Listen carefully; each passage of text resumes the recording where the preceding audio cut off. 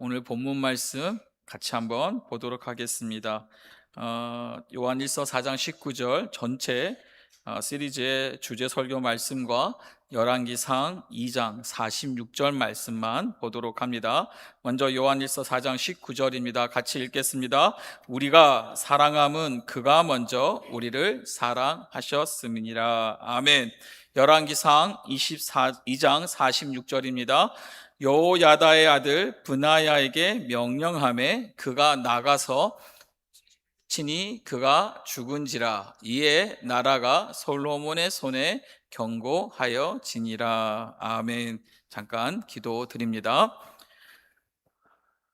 좋으신 하나님, 오늘도 복된 주일 우리와 함께 하시며 우리의 귀한 드리는 예배를 하나님 기뻐 받으심에 다시 한번 감사를 드립니다.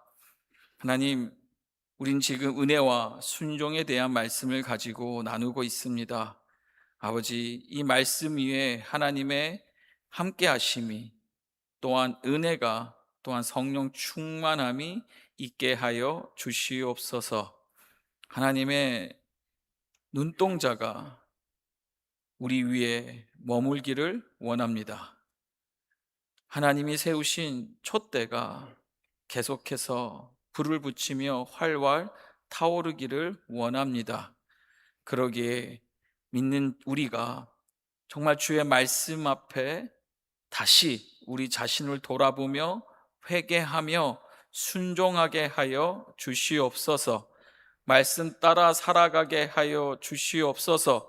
말씀이 그 무엇보다도 우리 삶의 가장 먼저 되는 기준이 되게 하여 주시옵소서.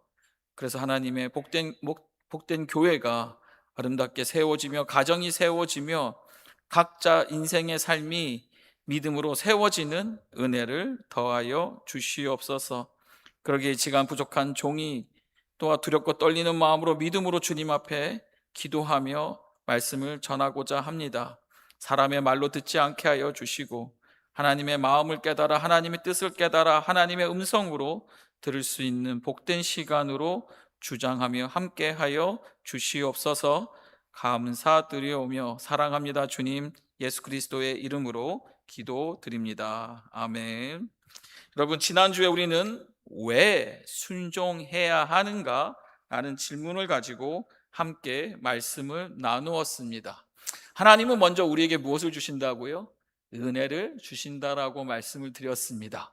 그리고 은혜를 받은 사람, 우리는 어떻게 그 은혜를 깨닫는 우리는 무엇을 합니까? 하나님을 사랑하게 된다고 말씀드렸죠. 그리고 그 사랑이 결국 우리는 무엇으로 가는 겁니까? 순종으로 간다라고 말씀을 드렸습니다. 그래서 우리 하나님께서는 우리에게 그 말씀을 주시며 그 말씀이 결국 우리를 위함이라고 말씀하셨습니다. 특별히 우리 마지막 13절 말씀이 뭐였습니까? 우리의 무엇을 위하여? 행복을 위하여 하나님은 우리에게 명령과 규례를 지키라고 말씀하셨습니다. 그러기에 우리는 더욱더 우리 삶 속에서 주시는 말씀에 순종하는 우리가 되어야 된다라는 것이죠.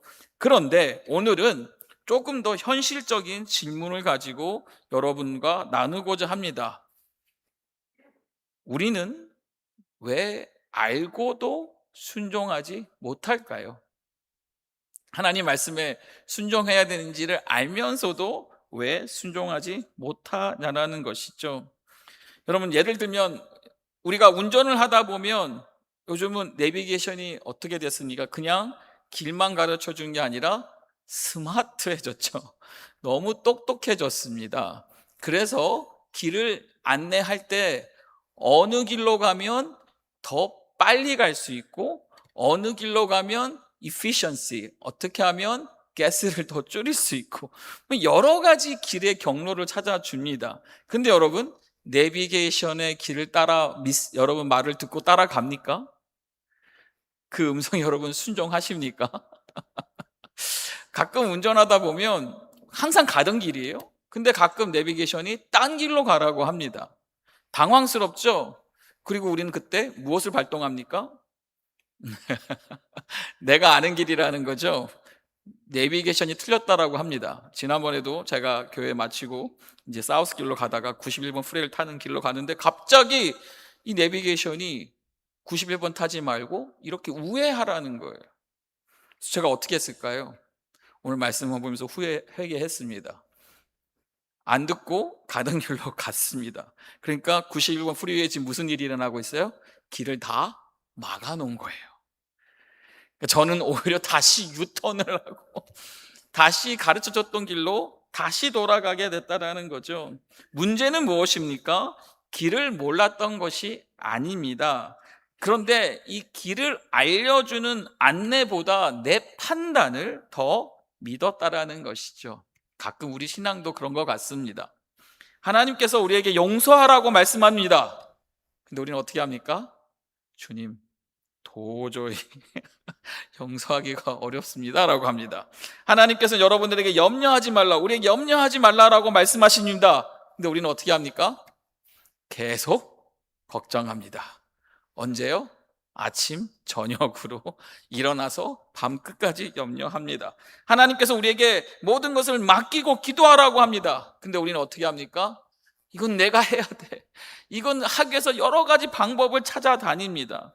말씀은 분명히 알고 있는데 어느 순간 내 생각과 감정과 상황이 이 하나님의 말씀보다 더 크게 보이는 것이 우리 안에서 일어나는 현상이라는 것이죠. 그래서 오늘 우리가 물어야 할 질문은 이것입니다. 왜 나는 하나님의 말씀을 알면서도 순종하지 못하는 것인가? 우리의 문제는 말씀을 몰라서가 아니라 말씀보다 내 생각을 때론 더 중요하게 여기기 때문이 아니냐라는 것이죠. 혹시 처음에는 별것 아닌 것처럼 보였던 나의 작은 선택 하나가 어느새 하나님과 나 사이를 가로막고 있는 장애로, 벽으로 느껴지지 않냐라는 것이죠. 또 때로는 이 정도는 괜찮겠지 하면서 생각하면서 그냥 선택했던 일들이 지나가면 보니까 나의 나쁜 습관이 되어 있지 않냐라는 것이죠. 오늘 본문에는요, 이 질문에 대한 아주 실제적인 모습을 보여주는 한 사람이 등장합니다. 바로 이 시므이입니다. 말씀을 지난 열왕기상을 묵상하다가 이 시므의 사건을 제가 묵상하면서 참 우리의 모습과 너무나 비슷한, 그러면서 또 우리에게 하나님이 하시고자 하시는 말씀의 주제가 있기 때문에 한 번 더 시므의 얘기를 좀 더 집중해서 보기를 원합니다. 시므이는 여러분 다윗 시대부터 등장했던 사람입니다. 다윗이 아들 압살롬의 반역에 의해 피난하여 도망갈 때에 무엇을 했습니까?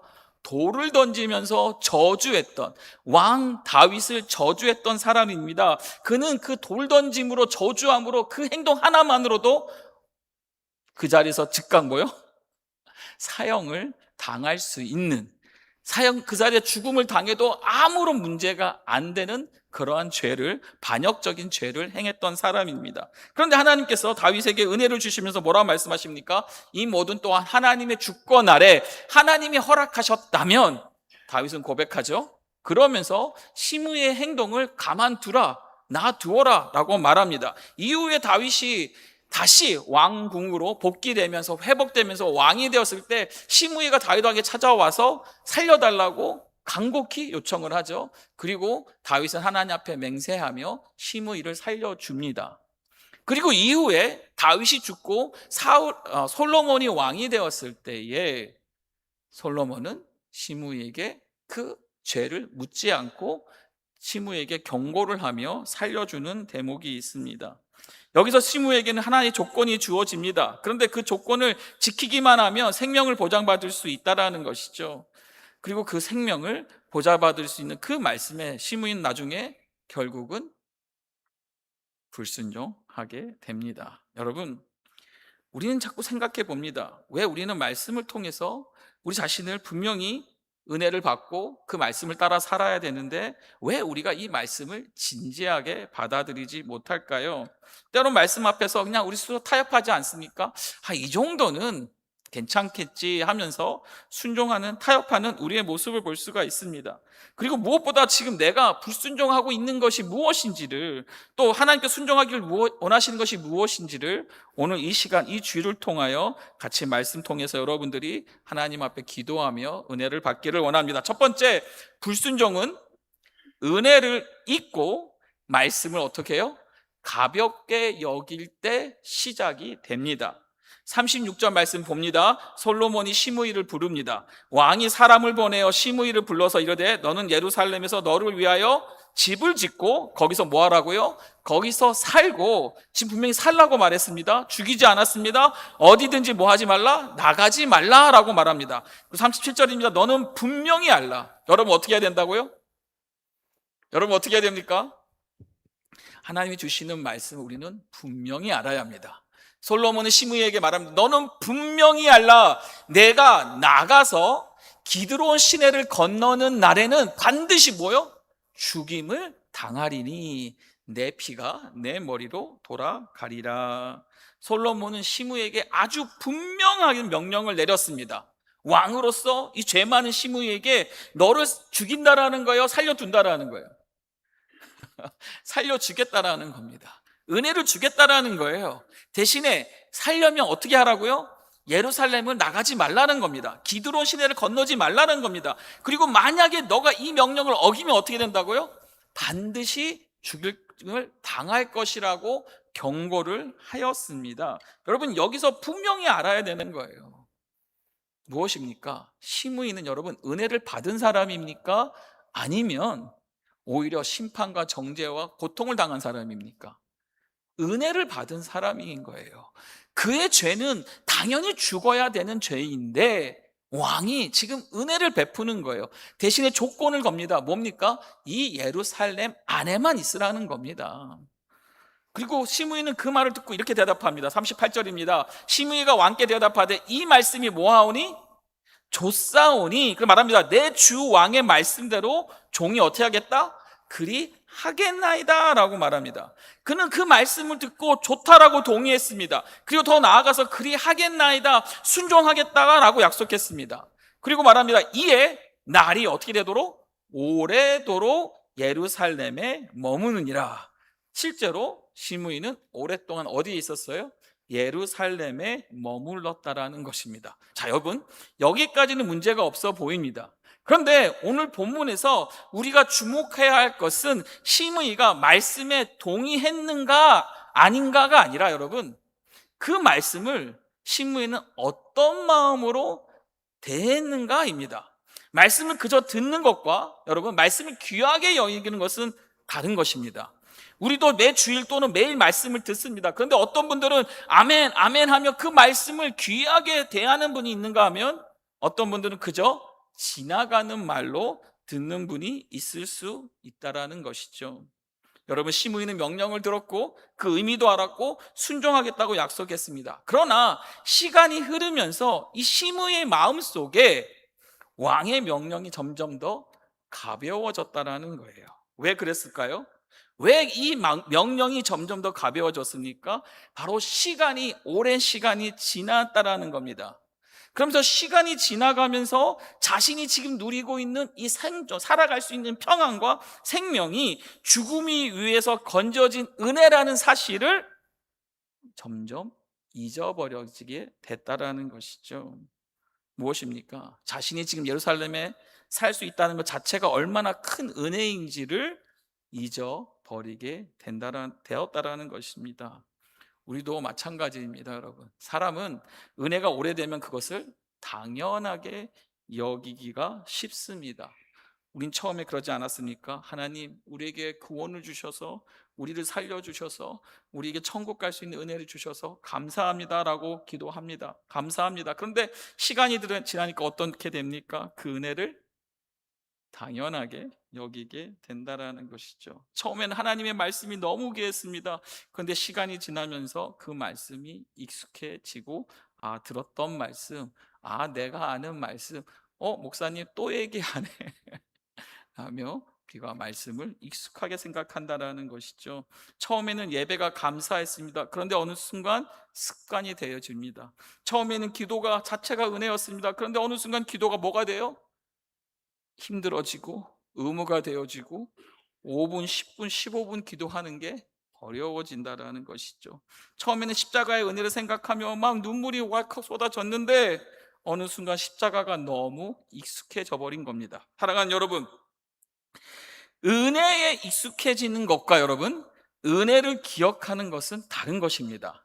은혜가 익숙해진다고 해서 은혜가 사라지는 것은 아니지만 은혜에 너무 익숙해져서 은혜를 무엇으로요?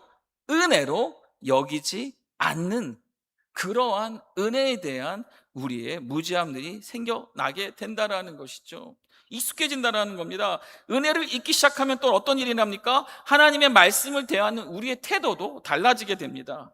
하나님의 은혜가 익숙해지는 순간 우리는 말씀을 대하는 무게감도 함께 잃어버리게 되는 것이죠. 말씀을 더 이상 하나님의 음성으로 듣지 않습니다.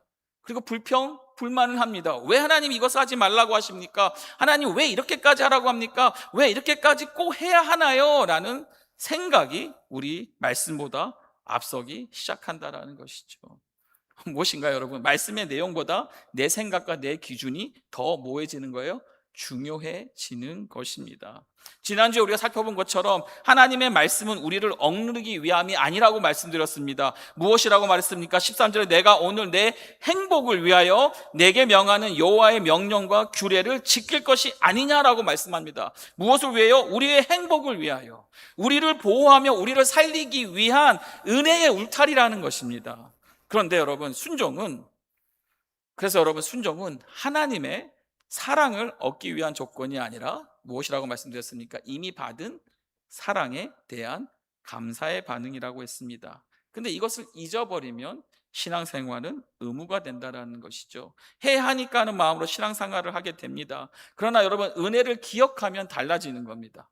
은혜가 다시 기억되어지면 달라지는 겁니다. 어떻게 달라집니까? 하나님께서 나를 이렇게 사랑하셨으니까 나도 주님의 말씀을 따라 살아야지. 하나님이 주신 은혜에 기억되어지니까 그치, 내가 잘못하고 있구나 깨달아지고 회개하고 다시 순종의 동기가 달라진다는 것이죠. 그래서 여러분, 우리가 말씀에 순종하기 어려울 때는 가장 먼저 돌아봐야 할 것은 내가 의지력이 약한 것이 아니라 무엇이라고요? 내 안에 이 은혜의 감격이 여전히 살아있는지 질문해 봐야 된다는 것입니다. 여러분, 우린 십자가를 다시 생각해야 합니다. 구원은 나의 노력이 아니라 나의 자격으로 얻은 것이 아닙니다. 우리가 하나님을 먼저 찾아간 것도 아닙니다. 우리가 순종해서 하나님의 자녀가 된 것도 아닙니다. 우리 예수 그리스도께서 먼저 우리를 찾아오셨고 먼저 사랑하셨고 더 나아가 조건 없이 십자가에서 자신을 내어 주셨습니다. 우리의 신앙은 바로 이 은혜에서 시작된 것이죠. 그래서 하나님 말씀 앞에 설 때마다 우리는 이렇게 생각합니다. 그 사랑의 하나님, 그 은혜의 하나님, 그 하나님께서 나를 사랑하시기 때문에 무엇을 주셨다고요? 이 말씀을 주셨다라는 것이죠. 하나님께서 나를 살리시려고, 나를 보호하시기 위해서, 나를 행복하기 위해서 이 길을 말씀하시는구나 라고 우리가 생각해야 된다는 겁니다. 하나님께서 나를 어렵게 하고 힘들게 하려고 이 많은 것을 지키라고 하는 것이 아니라 무엇을요? 나를 복된 길로, 바른 길로 인도하시기 위해서 이 말씀들을 주셨다라는 것이죠. 은혜를 기억하는 것이 순종의 시작인 것입니다. 시므이의 문제는요, 먼저 자신에게 베풀어진 그 은혜를 가볍게 여기기 시작한 것이 문제의 시작이었습니다. 할렐루야. 그러면 여러분, 말씀의 무게가 가벼워지면 그 다음에는 어떤 일이 일어날까요? 어느 순간 이 자신의 생각과 필요를 말씀보다 더 앞세우기 시작합니다. 시므에게도 바로 그런 순간이 찾아왔습니다. 이제 그가 어떤 선택을 했는지 같이 더 말씀을 보면 나누기를 원합니다. 두 번째는 작은 타협이 무엇이에요, 여러분?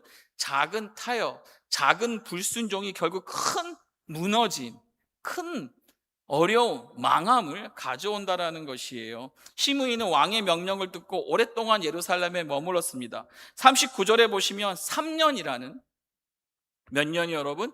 3년이라는 시간 동안 그는 순종했어요. 근데 3년의 시간이 흐른 뒤에 예상하지 못했던 일이 일어납니다. 무엇입니까? 바로 자신의 두 종이 가드 왕 누구에게요? 마아가의 아들 아기스에게로 어떻게 됐다고요? 도망갔다라는 겁니다. 종 두 명이 가드로 도망갔어요. 이건 현실적인 문제라는 거예요. 해결해야 할 문제가 생긴 겁니다. 여러분, 당시 종이란 무엇이었습니까? 큰 재산이었습니다. 그리고 그 큰 재산을 잃어버렸으니 어떻게 해야 돼요? 다시 데려오고 싶었겠죠. 그런데 시므에게는요, 분명한 말씀의 기준이 있었습니다. 무엇이었습니까? 예루살렘을 떠나면 기드론 시내를 건너는 날에는 반드시 뭐요? 죽임을 당하리라는 그 왕의 경고가 있었고 그것 또한 분명히 알고 있었다라는 거예요. 그런데 40절을 봅니다. 어떻게 합니까? 시므이가 어떻게 해요? 그 종을 찾으려고 일어나 그의 나귀에 안장을 지우고 어디로 갑니까? 가드로 가서 아기스에게 나아가 그의 종을 가드에서 어떻게 해요? 데려왔더니 뭐 한 겁니까? 가서 종을 잡아가지고 아마 두드려 팼겠죠. 그 종을 끌고 오면서 너가 어떻게 도망갈 수 있냐 하면서 자신의 재산 이 종 두 명을 다 데리고 어디로 왔어요? 돌아왔어요. 자, 가고 돌아오는 데는 아무 문제가 없었습니다. 근데 정말 문제가 없었습니까? 문제는 당연히 발생하게 된 것이죠. 참 여러분 이 말씀들을 보면은요, 불순종이 우리의 실제 삶에서 어떻게 시작되는지를 보여주는 장면입니다. 여러분, 시므이가 처음부터 나는 왕의 명령에 불순종할 거야, 나는 왕의 명령에 절대로 따르지 않을 거야 하면서 그 말씀에 불순종하려고 했던 자입니까? 아니에요. 3년 동안 열심히 그 말에 순종했던 사람이에요. 그런데 언제 여러분? 종이 자신의 집을 떠나 도망갔을 때, 이러한 사단이 일어났을 때 이것을 해결하는 과정에서 그가 자신의 마음을 드러냈다라는 거예요. 아마도 종을 찾으러 가면서 이럴 거예요. 나는 단지 지금 뭐예요? 종을 찾으러 가는 것뿐이니까, 그리고 금방 갔다 오면 되겠지. 몰래 남들이 안 볼 때 몰래 가서 데리고 오면 큰 일이 일어나지 않겠지. 아니 내가 뭐 지금 솔로몬 왕한테 반역하겠다고 했어? 대적하겠다고 했어? 나는 그저 내 프라퍼리 재산을, 뺏긴 재산을 다시 찾아오려고 하는 것이니까 뭐 큰 문제가 되겠어 하며 스스로에게 뭘 한 거예요 지금? 합리화를 시작했다는 것이죠. 여러분, 이것이 바로 작은 타협의 위험성입니다. 불순종은 이처럼 처음부터 뭐 큰 반역, 큰 죄의 모습, 큰 대적의 모습으로 찾아오지 않는다라는 거죠. 이 정도는 괜찮겠지, 뭐 한 번뿐인데. 또 우리가 자주 하는 말이 뭡니까? 저 사람도 저분도 누구도 다 하는데 나라고 뭐 하면 안 되겠어? 이런 말들. 그리고 또 우리가 제일 많이 하는 얘기가 뭡니까? 상황이, 목사님, 상황이 어쩔 수 없었습니다 라는 그러한 생각에서 우리가 타협을 시작한다는 것이죠.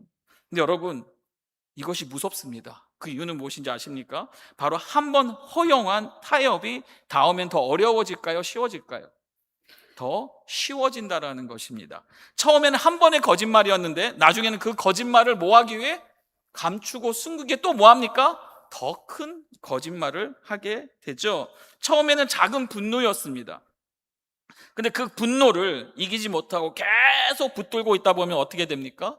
마음에 미움이 자리 잡고 지옥이 임하고 어디까지 성경이 말하면 죽으려고 하는 마음까지 드는 것이죠.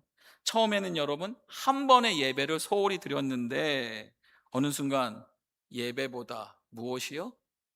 다른 일들이 점점 더 중요하게 느껴지게 된다는 것이죠.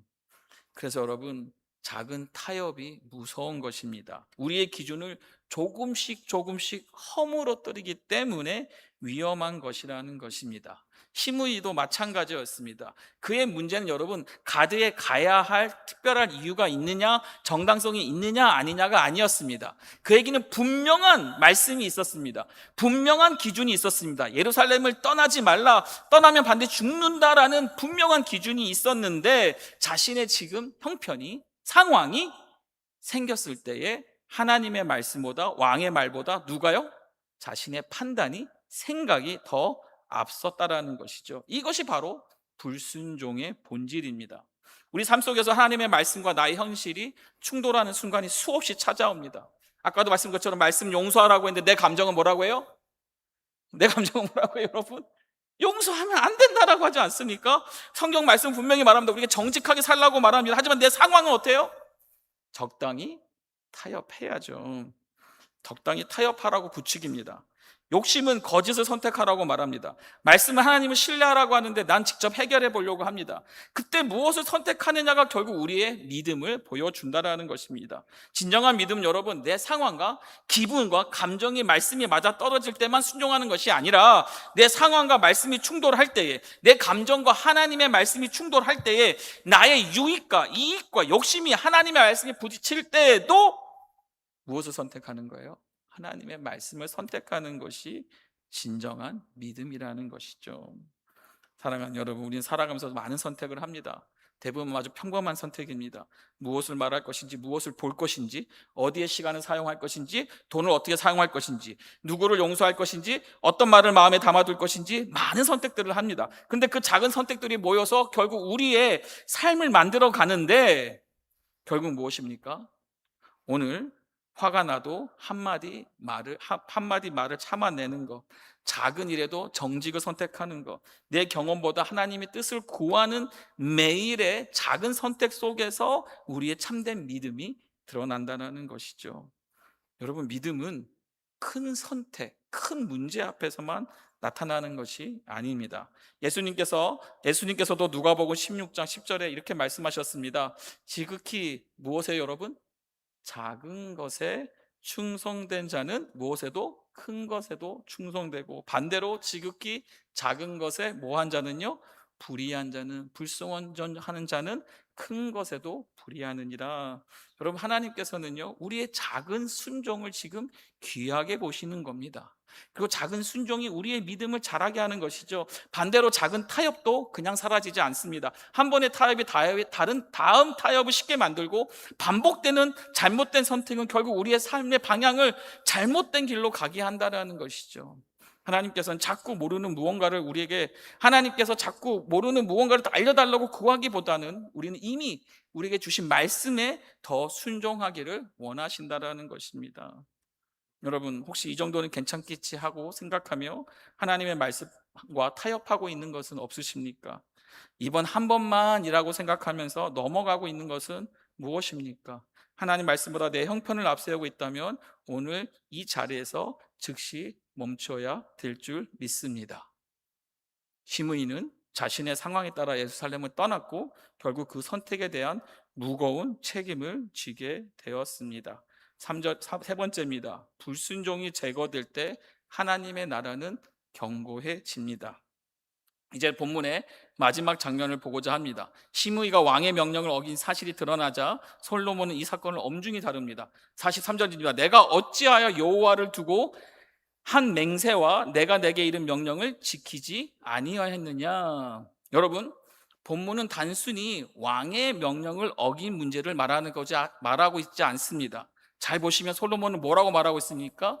여호와를 두고 한 맹세라고 말하고 있습니다. 그리고 44절에서는 시므이가 과거에 다윗에게 행했던 이 죄악까지 언급을 합니다. 그러니까 시므이의 문제는요, 단순히 한 번의 실수만이 아니었습니다.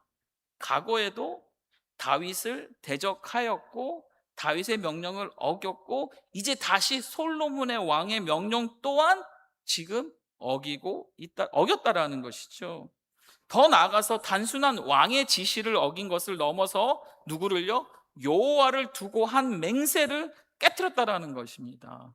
하나님께서 세우신 이 왕권과 질서를 거스르는 문제라는 것을 지금 솔로몬은 분명히 말하고 있어요. 그리고 나서 46절에 결국 심판이 이루어집니다. 46절입니다. 여호야다의 아들 브나야에게 명령하매 그가 나가서 시므이를 치니 그가 죽은지라. 어떻게 됐다고요, 여러분? 죽었다라는 겁니다. 시므이는 분명히 알았어야 돼요. 무엇을요? 하나님이 주신 그 말씀을, 왕의 명령을. 여러분, 결국 아담도 어디서 넘어졌습니까?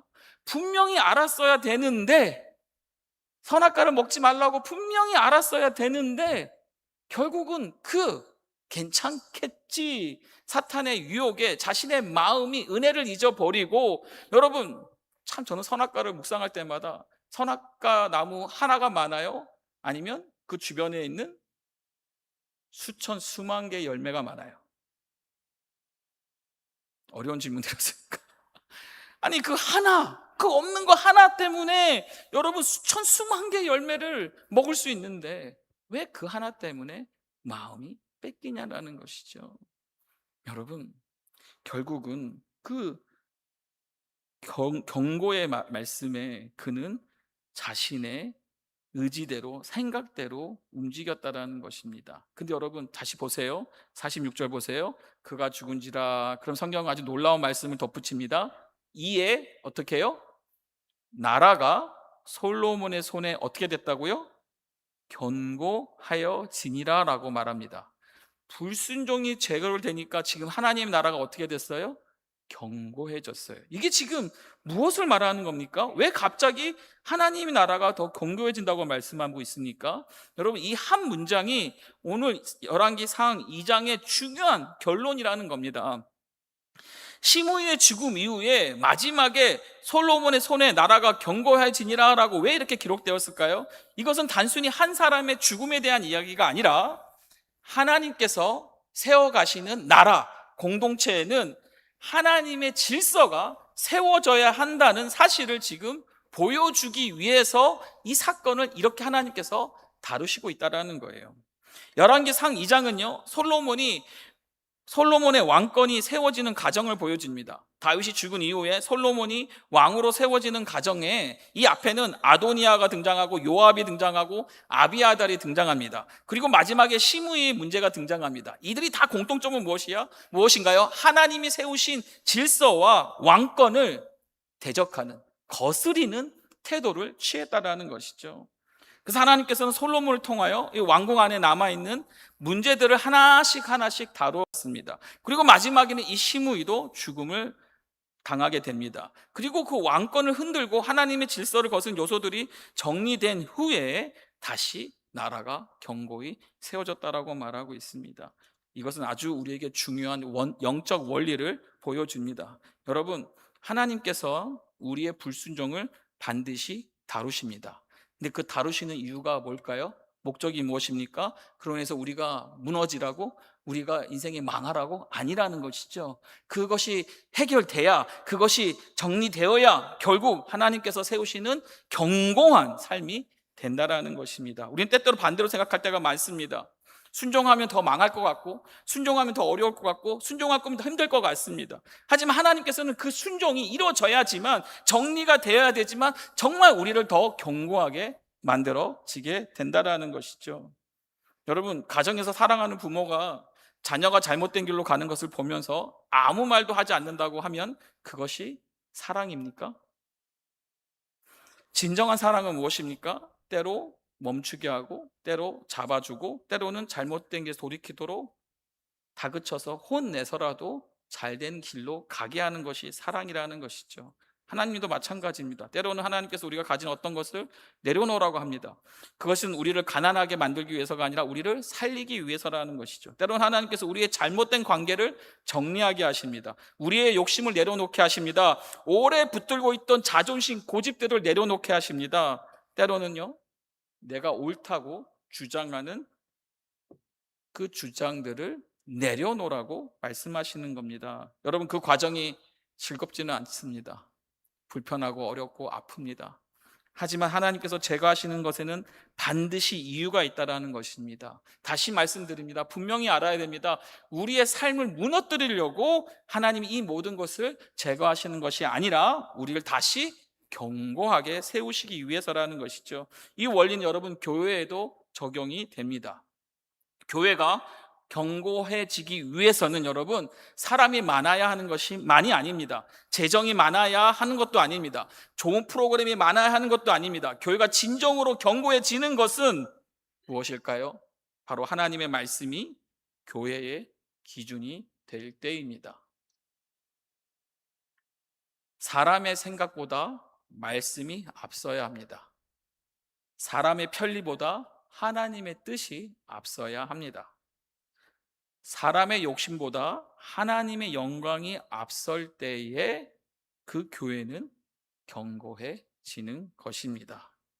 우리의 가정도 마찬가지죠. 가정이 견고해지는 것은 우리 가족 일원 모두가 완벽하기 때문이 아닙니다. 가족 가운데 하나님의 말씀이 기준이 되고, 잘못했을 때는 인정하고, 또 가정 안에 말씀대로 사랑하고 용서하고, 더 나아가 가정의 질서가 세워질 때, 하나님의 뜻을 따라가려고 할 때 가정이 견고해지는 것이죠. 가끔 저는 어려운 말을 듣습니다. 친구 같은 아버지, 친구 같은 어머니를 얘기합니다. 여러분, 그 말이 맞는 말입니까? 성경에 어디에도 친구 같은 아버지를 말하지 않습니다. 친구 같은 어머니를 말하고 있지 않습니다. 아버지는 뭐 해야 돼요? 아버지 다워야 되죠. 어머니는 어떻게 됩니까? 어머니 다워야 됩니다. 결국 말씀은 우리에게 진리를 말씀하시면서 정말 견고하게 세워지는 것이 무엇인지를 말하고 있는 것이죠. 더 나아가서 여러분, 우리 개인적인 삶도 마찬가지입니다. 하나님께서 내 안에 불순종을 다루실 때 그것을 빼앗긴다고 생각하시지 않기를 바랍니다. 하나님께서는 우리 삶 가운데 불필요한 것을 정리하실 때가 있다는 것이에요. 내가 의지하고 있는 것을 내려놓게 하실 때가 있습니다. 내가 붙들고 있던 계획을 내려놓게 하실 때도 있습니다. 그때 우리는 그것을 단순히 하나님께서 내 것을 뺏어가신다라고 생각할 수 있지만, 믿음의 눈으로 보면 다르게 볼 수 있다는 거예요. 하나님께서 나를 무너뜨리는 것을 제거하시고 오히려 나를 다시 세우고 회복시키는 것이라는 거죠. 여러분, 하나님께서 비워내는 그 자리에 새로운 질서를 세워가신다는 겁니다. 하나님께서 잘못된 것을 내려놓게 하시는 그 자리에 더 좋은 것으로 채우신다는 것이죠. 하나님께서 나의 뜻을 꺾으시는 그 자리에서 하나님의 뜻이 온전히 더 세워진다는 사실입니다. 그리고 하나님의 뜻이 세워질 때, 다시 한번 성경은 말합니다, 우리가 삶이 더욱 견고해진다는 것입니다. 여러분, 시므이의 이야기는요, 한 사람의 불순종으로 끝났지만 불순종이 제거되자 성경은 그 마지막에 하나님의 나라가 견고해졌다라고 우리에게 알려주고 있습니다. 여러분, 말씀을 맺도록 하겠습니다. 이 불순종은 하루아침에 생기는 것이 아닙니다.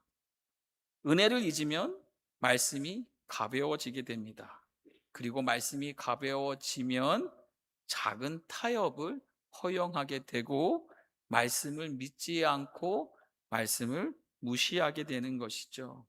작은 타협이 반복이 되면 결국은 그 삶은 무너지게 됩니다. 그러나 하나님께서는 우리의 삶을 무너뜨리기 위해서 우리에게 말씀하시는 분이 아닙니다. 우리 안에 있는 이 불순종을 제거하고 다시 우리를 견고하게 세우시고자 하시는 것이 하나님의 뜻이라는 것이죠. 그래서 우리는 어떻게 해야 됩니까? 은혜를 잊지 마시기를 바랍니다.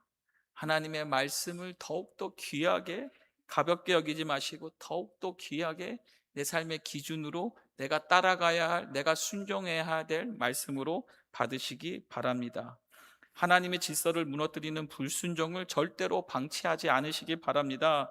또 여러분, 만약에 넘어졌다면 다시 십자가로, 다시 은혜로, 다시 예배로 나오시기를 바랍니다.